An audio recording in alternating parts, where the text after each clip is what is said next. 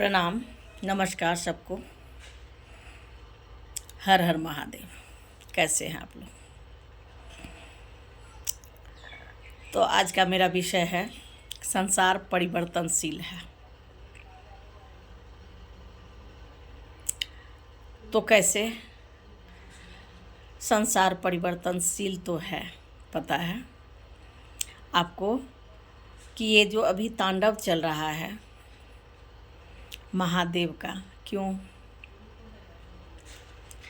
हर जगह भूचाल आना शुरू हो गया? क्योंकि हम लोग प्रकृति से खिलवाड़ कर रहे हैं, और जब प्रकृति से कोई खिलवाड़ करता है तो महादेव रुष्ट होते हैं।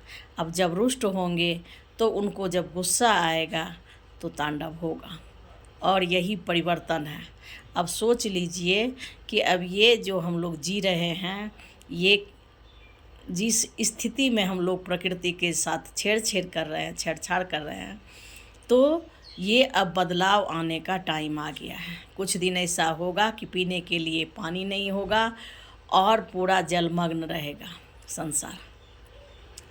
तो हम लोग खुद से ही क्रिएट कर रहे हैं, पेड़ पौधा लगाना छोड़ दिए हैं, प्रकृति से खिलवाड़ कर रहे हैं। तो अब धीरे धीरे महादेव ऐसे कर रहे हैं कि बदलाव आएगा ही। शिव और शक्ति दोनों एक हैं। मैं हमेशा अपने गुरु की बातें, शिव की बातें क्या करते हैं, आप लोग को लगता होगा कि माता रानी का। तो मैं जब भी शिव की बातें करती हूँ तो मेरी माता रानी प्रसन्न होती है। और माता अलग नहीं है शिव से। शिव भी सब है जब तक शक्ति नहीं है।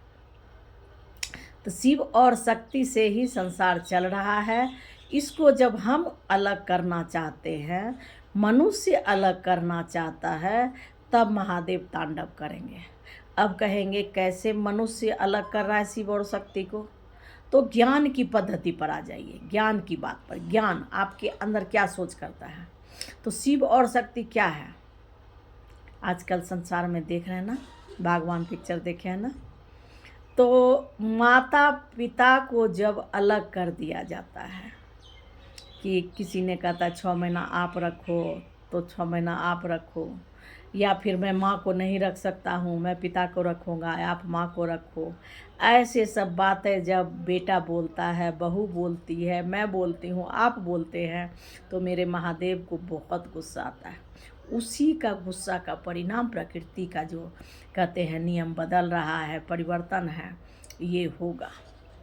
उनके मुट्ठी में है, उनके हाथ में है। हम लोग बीज हैं, हम बीज हैं। उन्होंने बीज डाला, उनकी मर्जी है। बीज को कुछ कहने की ताकत नहीं है, सिर्फ करने की ताकत है कि बीज अगर लगाया तो उसमें पौधा होगा, उसमें फल होगा, और फिर वो परिवर्तन होगा, फिर वो ख़त्म होगा, फिर वो बीज होगा। तो इसी तरह मनुष्य भी है। संसार में महादेव बीज छींटते हैं। अब उनकी मर्जी है, उस बीज को खूब लहलहाने दे। अगर बहुत अच्छा है तो उसको रहने देते हैं, अगर गलत करता है तो उसको काट के घास को गाय में खिला देंगे। देखते हैं ना आप लोग कि मकई का बुआई करते हैं, चाहे कुछ का करते हैं, फसल अच्छी नहीं है, घास में काट के डाल दो, तो मालिक की मर्जी हुई। बीज का कोई ताकत नहीं है, पौधा का कोई ताकत नहीं है। तो अगर मेरे में ईश्वर ने बुद्धि दिया है तो वो बुद्धि सही रहे, सत्य पर चले, वो बुद्धि सात्विक में रहे, अपना सब कुछ समझने का ज्ञान का शक्ति उसमें है, लेकिन फिर भी हम लोग अच्छी बुद्धि को नहीं देखते हैं।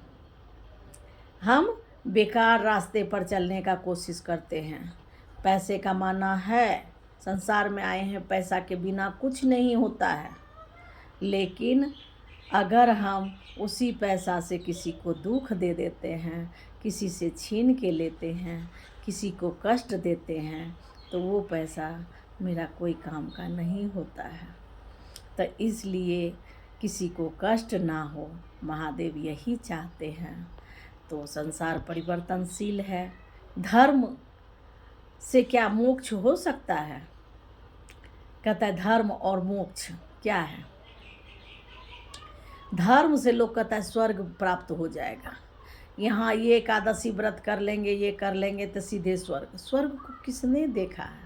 किसने आज तक वहाँ से टेलीफोन किया कि तुम भी करना, मैं एकादशी किया था 12 हो 24 हो तो मुझे स्वर्ग में झूला मिला, आप भी करना? कोई नहीं जानता। ये स्वर्ग और नरक इसी धरती पर है। और धर्म क्या है? जब हम धर्म करते हैं, जब मेरी बुद्धि सही होती है, जब ज्ञान आता है तो हम समझने लगते हैं और मोक्ष की प्राप्ति धरती पर ही करना चाहते हैं। अब कहिएगा कैसे मोक्ष मिलेगा धरती पर? तो जैसे ही आप मोह का क्षय होना शुरू हो जाएगा, आपके पास बहुत कुछ है, फिर छोड़ने में उसको कष्ट ना होगा, तो उसी को मोक्ष कहते हैं। जीते जी मोक्ष प्राप्त करना। अभी एक मैंने सुना था कि 400 करोड़ का 4000 करोड़ का संपत्ति को छोड़ के माँ और बेटे ने दीक्षा ले ली। हम लोग 4000 छोड़ने के लिए तैयार नहीं होते हैं, तो हमारा मोह का क्षय कैसे होगा? लेकिन समझते हैं, धीरे धीरे ही सही शक्ति मिलती है। जिस दिन हम इसका छोड़ देंगे कि नहीं, तो अब छोड़ने का तो ये नहीं कि संसार को दान करें, बेटे बहू के लिए भी नहीं लोग छोड़ सकता है, भाई के लिए नहीं छोड़ सकता है, तो पिता पुत्र के लिए नहीं, मोह में पड़ा रहता है, अभी ये मेरा कमाया हुआ है, क्यों बेटा को दे दो? आपका एक वानप्रस्थ आश्रम होता है जो कि आप गृहस्थ आश्रम में रह कर के ही कर सकते हैं कि आपने बेटे का शादी किया और आप मोह को त्याग दिए, अब ये आपकी गृहस्थी है, आप संभालो। ईश्वर की दया से मुझे 2 वक्त की भोजन मिले, मैं उसमें खुश रहूँगा, आपको देख के खुश रहूँगा बेटे बहू।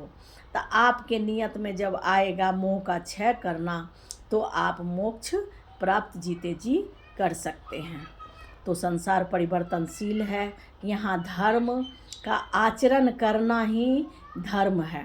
तो आचरण करना मतलब धर्म करना ये नहीं कि मैं मंदिर जाऊं, शिवाला जाऊं तभी धर्म होगा। घर में अपने बच्चों को आचरण करना सिखाइए। सुबह उठ करके अगर आप अपने माँ बाप का पैर छूते हैं, मन से सच्चे मन से झुकते हैं उनके पैर पर, तो वो माँ बाप का ऐसा आशीर्वाद होता है, ऐसा ब्लेसिंग होता है कि वो फिर आपको संसार में नहीं झुकने देंगे। संसार में किसी के सामने कोई आपको झुका नहीं सकता है जो माँ बाप के सामने झुक गया।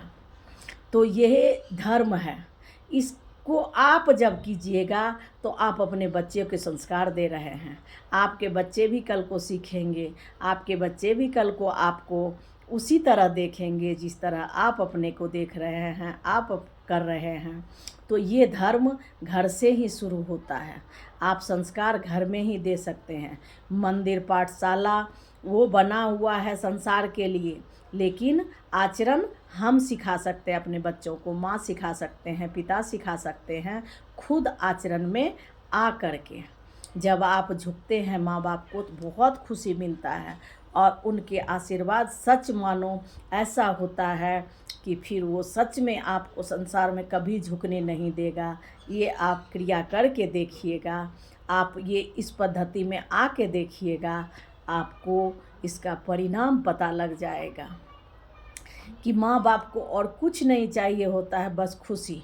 और खुशी में वो ताकत है, आशीर्वाद में वो ताकत है जो ईश्वर भी नहीं दे सकते हैं। इसीलिए कहते हैं कभी कभी कि ईश्वर से भी बढ़ के मेरे माता पिता हैं, जिन्होंने जन्म दिया, जिसको देखा, जिसने मुझे इस पृथ्वी पर ला करके ये बुद्धि और ज्ञान लेने की ताकत समझाया, मुझे ईश्वर से मिलवाया, मुझे इस संसार में जीने लायक बनाया।